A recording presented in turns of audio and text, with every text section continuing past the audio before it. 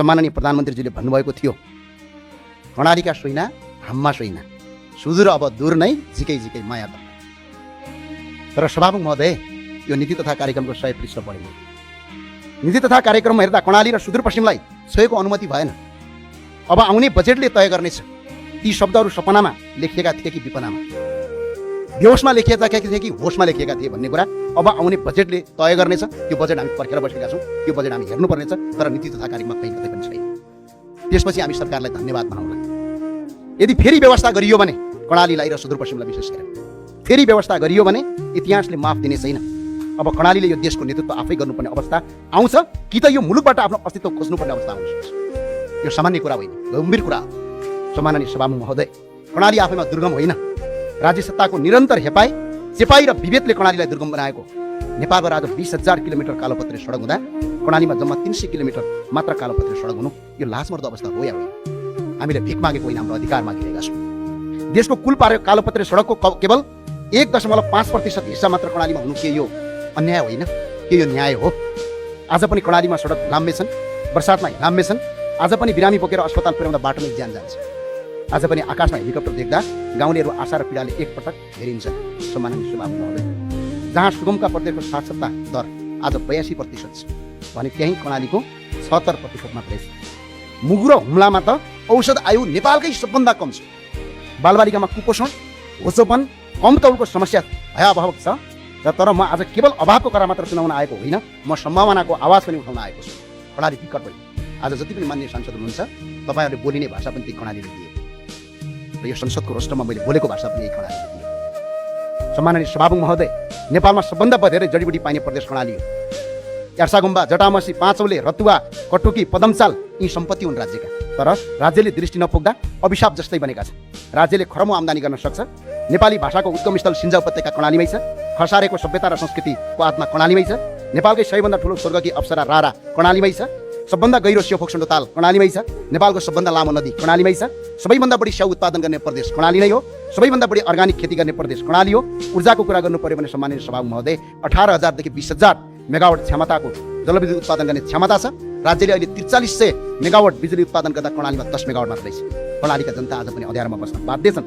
यो विडम्बना भएन भने अनि के हो सम्माननीय सभामुख महोदय? कर्णालीले देशलाई भाषा दियो, कर्णालीले देशलाई संस्कृति दियो, कर्णालीले सभ्यता दियो, कर्णालीले प्राकृतिक सम्पदा दियो, युद्धमा बलिदान दियो, लोकतन्त्रमा आन्दोलनमा रगत दियो। तर बदलामा कर्णालीले के पायो? गरिबी, बेरोजगारी, पलायन, उपेक्षा। अब कर्णाली दया मागिरहेको छैन। अब कर्णाली अधिकार मागिरहेको छ। अब कर्णालीको आश्वासन होइन, न्याय खोजिरहेको छ। म सरकारलाई आग्रह गर्न चाहन्छु, कर्णालीलाई राष्ट्रिय प्राथमिकताको विकास क्षेत्र घोषणा गरियोस्। सडक, स्वास्थ्य, शिक्षा र विद्युतमा विशेष बजेट ल्याइयोस्।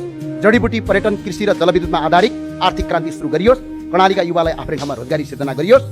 र म यो संसदलाई सम्झाउन चाहन्छु, सम्माननीय सभामुख महोदय, कर्णालीको विकास बिना नेपालको विकास सम्भव छैन।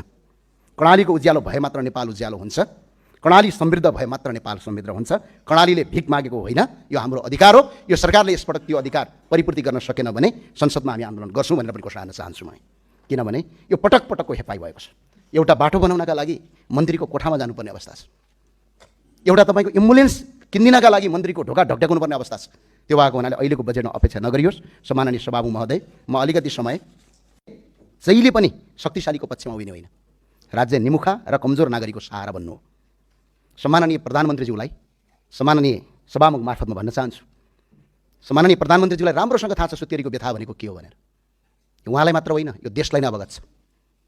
तर आज बागमतीको किनारमा 10 दिनकी सुत्केरी महिला घरभित्र पररी पस्दा उनको ओत भत्किँदा त्यो पीडा किन महसुस भएन सरकारलाई?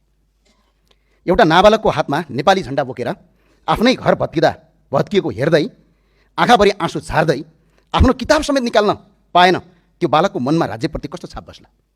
त्यो नाबालकप्रति आज सत्ता छ, यसको मतलब यो होइन कि मैले जे पनि गर्न सक्छु भन्ने कुरा होइन। यो सत्ता भनेको स्थायी हुँदैन, यो अस्थायी हो। त्यो भए हुनाले म स्पष्ट भन्न चाहन्छु, म अव्यवस्थित बस्ती जोगाउनुपर्छ भन्नेमा पटक्कै छैन। त्यो बस्ती, बागमती किनारका बस्तीहरू जुन नदीको ठाउँमा छन्, जुन सरकारी सम्पत्तिहरू हडपेका छन्, त्यो हटाउनुपर्छ भन्ने मान्यता राख्छु। तर सरकार हो कि आतङ्कवादी हो? कति दिनको समय?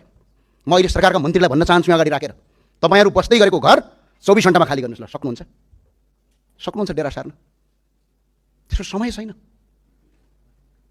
त्यो भए हुनाले सरकारी सम्पत्ति जोगाउनुपर्छ भन्ने मान्यता राख्छु, अवैध संरचना भत्काउनुहोस्, त्यो भत्काउनु पर्ने पक्षमा म छु, तर मानवीय संवेदनामाथि डोजर चलाएर विकास हुँदैन। सरकारले सुकुम्बासी बस्ती होइन, हुकुमबासीको मानसिकतामाथि प्रहार गर्नुहोस्।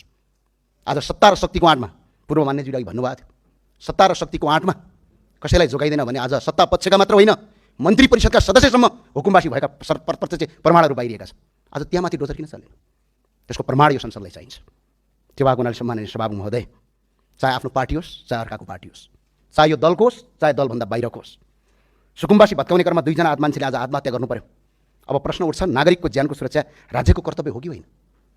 हामीले संसदमा पहिलोपटक संसदमा बानेश्वरमा उभिँदै गर्दा प्रेम आचार्यले अगाडि आएर आत्महत्या गर्नुभयो संसद भवनको गेटमा। हामीले सत्तापक्षलाई खडो प्रश्न गऱ्यौँ, तर आज तिनै साथीहरू आज सत्तापक्ष होइन सरकारको कुर्सीमा बस्नु भएको छ। ती आत्महत्या गर्ने मान्छे यो देशको नागरिक हुन् कि होइन? कहाँ हुन् तिनीहरू? विदेशी हुन्? त्यो के कारणले आत्महत्या गरे त्यसो सोधीखोजी गर्नुपर्छ कि पर्दैन? बागमतीको किनारभन्दा ठुलो मान्छेको ज्यान हो, त्यो किनार त भोलि बनाउँला, तर मान्छेको जीवन फर्केर आउँदैन। त्यो भएको हुनाले सम्माननीय सभामुख महोदय, विकासका नाममा यदि नागरिक यति निराश बन्छ कि उसले बाँच्ने आश नै गुमाउँछ भने त्यो केवल व्यक्तिको हार होइन, राज्यको असंवेदनशीलताको पनि असफलता हो।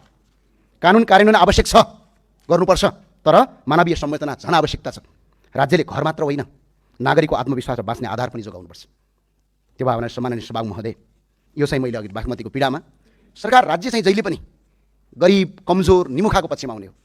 राज्य चाहिँ शक्तिशालीको पक्षमा, व्यापारीहरूको पक्षमा, राज्य सुकिल्ला मुकिल्लाका पक्षमा हुने राज्य किन चाहिन्छ हामीलाई? आज अरबपतिहरूलाई राज्य चाहिँदैन, स्पष्ट कुरा हो। राज्य त्यसलाई चाहिन्छ जसको भोको पेट छ, राज्य त्यसलाई चाहिन्छ जो अन्यायमा परेको छ, राज्य त्यसलाई चाहिन्छ जो निमुखा छ। तर राज्य नै त्यसको पक्षमा उभिँदैन भने यो राज्यको के महत्त्व हुन्छ?